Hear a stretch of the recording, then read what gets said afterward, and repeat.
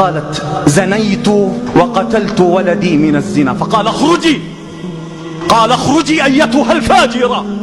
فخرجت منكسرة القلب. فجاءت في اليوم الثاني قالت: إني أريد أن أتوب. فقال لها: اخرجي. فجاءه الوحي قال: يا موسى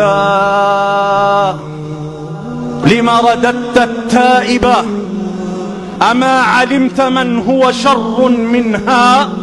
أما علمت من هو شر منها؟ قال موسى: زانية وقاتل، من شر منها؟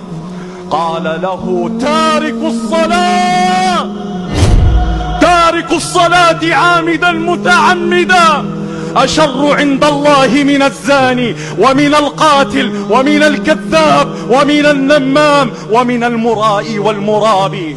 تارك الصلاة لا يزوج ولا يستضاف ولا يصاحب